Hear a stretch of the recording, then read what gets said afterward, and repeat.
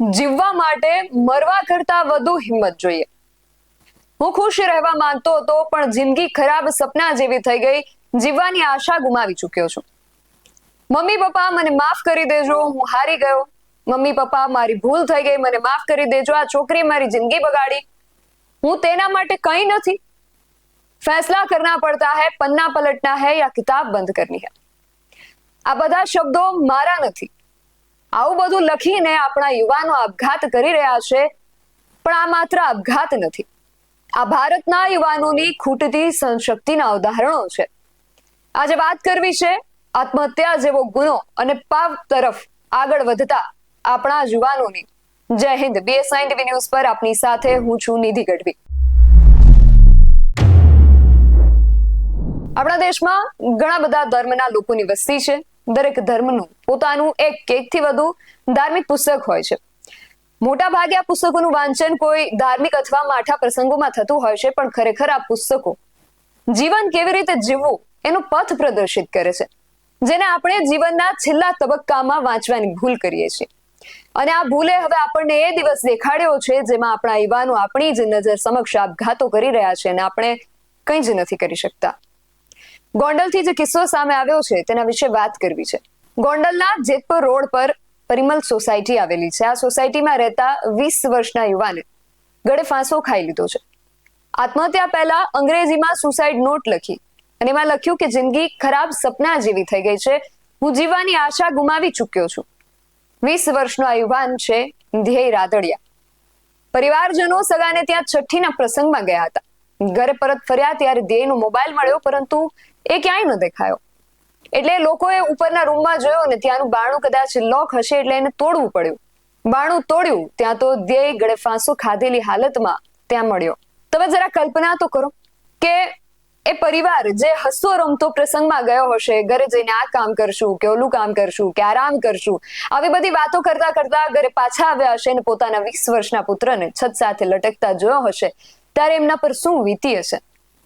એ ચાદર જે કદાચ એ રોજ ઓઢતો હશે એ તેના મૃતદેહ પર ઓઢાડવી પડશે, એવું કોણે ધાર્યું હશે.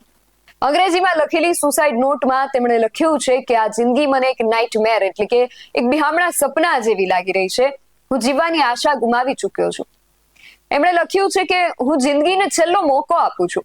જે જિંદગી આપણને જીવવાનો મોકો આપતી હોય, આપણે એને મોકો આપતા થઈ ગયા છીએ. એક જૂની કહેવત છે કે ભૂખ વેઠે ઢોર અને દુઃખ વેઠે માણસ.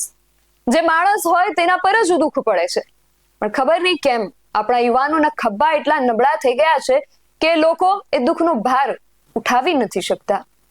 ધ્યેયે પણ એવું જ લખ્યું કે જીવવા માટે મરવા કરતા વધુ હિંમત જોઈએ છે. આ ખૂબ ગંભીર બાબત છે કે આપણા યુવાનોને જીવવા કરતા મરી જવું સરળ લાગી રહ્યું છે. બની શકે કે કદાચ સાચું પણ હોય, પણ આ દેશનો યુવાન, આ ભૂમિનો યુવાન એટલો નબળો ક્યારે અને કેમ પડી ગયો કે જીવનમાં સામે આવતા નાના મોટા પડકારોને પણ એ ન ઝીલી શકે. ધ્યેય એક માત્ર ઉદાહરણ નથી. આવા તો કઈક ઉદાહરણ આપણી સામે આવ્યા. ગાંધીનગરમાં કોર્ટમાં આરોપીને સજા સંભળાવી ત્યારે એણે આપઘાતનો પ્રયાસ કર્યો. પાલનપુરમાં પોલીસ કોન્સ્ટેબલે ગળે ફાંસો ખાઈને આત્મહત્યા કરી લીધી અને સુસાઇડ નોટમાં એવું લખ્યું કે ઉચ્ચ અધિકારીઓ માનસિક ત્રાસ આપતા હતા. સુરતમાં એક યુવકે આત્મહત્યા કરી. પતિ અને તેના પ્રેમીએ તેને મરવા માટે મજબૂર કર્યો. કડીમાં વ્યાજખોરોના ત્રાસથી એક પરિવારે, આખા પરિવારે સામૂહિક આપઘાત કર્યો. વકીલના પત્નીએ બોલાચાલી થઈ ગઈ પતિ સાથે એટલે ફાંસો ખાઈ લીધો. સુરતમાં પતિ સાથે માથાકૂટ થઈ તો પત્ની છતના એંગલ સાથે લેસપટ્ટી બાંધીને લટકી ગઈ. જામનગરમાં આત્મહત્યાનો ગુનો સામે આવ્યો, જેમાં હપ્તાની ચિંતામાં યુવકે આપઘાત કરી લીધો. રાજકોટથી એક જે બનાવ સામે આવ્યો હતો, ખૂબ સામાન્ય બાબત. મોટી બેન સાથે કામ બાબતે ઝઘડો થયો અને સગીરે આપઘાત કરી લીધો. સુરતની એક મોડેલે લખ્યું હતું કે હું તેના માટે કંઈ નથી. આવી એક ભાવાત્મક રીલ બનાવી અને પછી આત્મહત્યા કરી લીધી.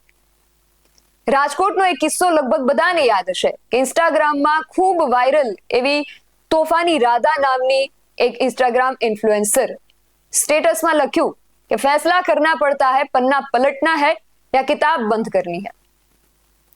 આવા બધા શબ્દો અને આવી બધી ફિલોસોફી સાથે આપણા યુવાનો આપઘાત કરી રહ્યા છે. કંઈક તો આજે સોશિયલ મીડિયા જ છે એ ક્યાંક આપણા યુવાનોને ગેરમાર્ગે દોરી રહી છે.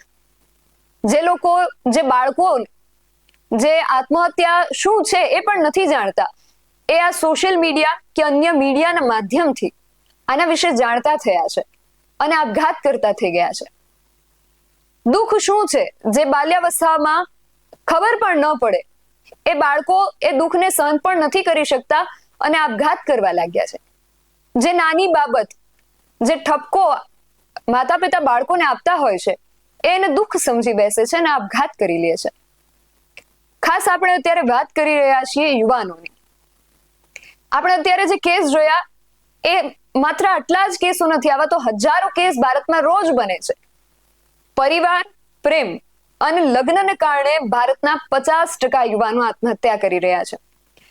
તાજેતરના સરકારી ડેટા અનુસાર કૌટુંબિક વિવાદોથી લઈને પ્રેમ સંબંધો અને લગ્ન સંબંધિત તણાવ સુધીના સંબંધોની સમસ્યાઓમાં ભારતમાં 18 થી 30 વર્ષની વયના લગભગ 50% યુવાનોમાં આત્મહત્યાનું કારણ બની છે. આ અહેવાલ મુજબ લગભગ 2 દાયકાથી 15 થી 29 વર્ષની વય જૂથમાં આત્મહત્યા અને માર્ગ અકસ્માતો મૃત્યુના 2 મુખ્ય કારણો છે. ભારત સૌથી વધુ આત્મહત્યા દર ધરાવતા દેશોમાં 10મા ક્રમે છે, જ્યાં દર 1 લાખની વસ્તીએ 15.7% આત્મહત્યા દર છે, જે બધા આપણા જે પાડોશી દેશો છે એના કરતા પણ વધારે છે. નેશનલ ક્રાઇમ રેકોર્ડ્સ બ્યુરોના ડેટા દર્શાવે છે કે યુવાનોમાં આત્મહત્યાના લગભગ 48% કિસ્સાઓ 3 પ્રકારના સંબંધો સંબંધિત તણાવને કારણે થાય છે.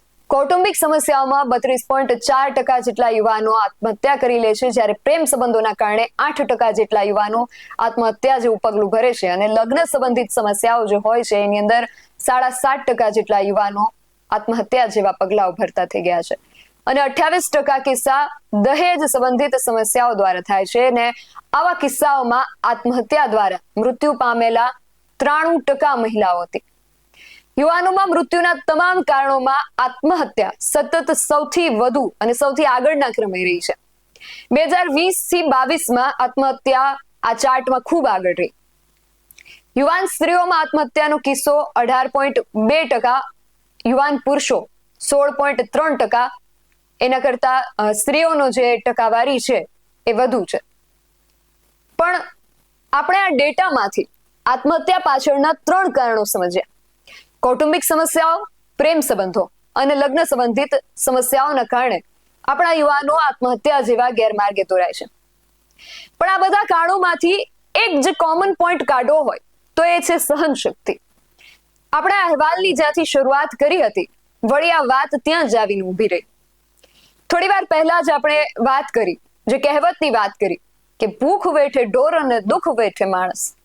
આવી કહેવતો કે લોક વાર્તાઓ, પંચતંત્રની વાર્તાઓ, આપણી આસપાસના જીવંત ઉદાહરણો કે કેટલા લોકો કેટલા દુઃખ વચ્ચે પણ જીવી બતાવે છે, એ આપણે આપણી યુવા પેઢીને સમજાવવાની જરૂર ઊભી થઈ છે. અને હું એ યુવાનોને પણ કહું છું કે આ બધી વાતો કોઈ આપણને શીખવાડે ને એ પહેલા ચાલો આપણે જ શીખી લઈએ. આપણી આસપાસ એવું સકારાત્મક વાતાવરણ ઊભું કરીએ કે આપઘાત જેવા નકારાત્મક વિચારોને આપણા જીવનમાં સ્થાન જ ન મળે. દુઃખ અને પડકારો દરેકના જીવનમાં આવતા જ હોય છે, પણ એની સાથે આપણા જીવનમાં એવા માણસો પણ હોય છે જે આપણને આપણા કઠોર સમયમાં મદદરૂપ થાય. એ પરિવાર પણ હોઈ શકે, મિત્ર વર્તુળ પણ હોઈ શકે, આડોશી પાડોશી પણ હોઈ શકે, સહપાઠી કે સહકર્મી પણ હોઈ શકે. બસ જીવનમાં ઓછામાં ઓછા એક એવો વ્યક્તિ હોવો જોઈએ જેના ખભે મુશ્કેલ સમયમાં માથું રાખીને તમે રડી શકો. ધ્યેય જીવનને છેલ્લો મોકો આપ્યો, પણ આપણે જીવનને એ ચેલેન્જ આપીએ કે આવી જા સામે, અને જેટલા દુઃખ જેટલા પડકારો આપવા હોય એટલા આપી દે, અમે તારી સામે અડીખમ ઊભા છીએ. ચાલો પોતાની જાતને એટલી સહનશીલ બનાવીએ કે પહાડ જેવા પડકારો રાઈના દાણા જેવા લાગે અને રાઈના દાણા જેટલી ખુશીઓ પણ પહાડ જેવડી લાગવા લાગે. આ વિશે તમારું શું માનવું છે અમને કમેન્ટ કરીને ચોક્કસથી જણાવજો. આવા જ વધુ અહેવાલો સાથે મળતા રહીશું. તમે મારી YouTube ચેનલને સબસ્ક્રાઇબ કરવાનું અને અમને Facebook અને Instagram પર ફોલો કરવાનું ભૂલશો નહીં. બાકી અવનવી અપડેટ્સ માટે આપ જોતા રહો BS9 TV ન્યૂઝ. નમસ્કાર.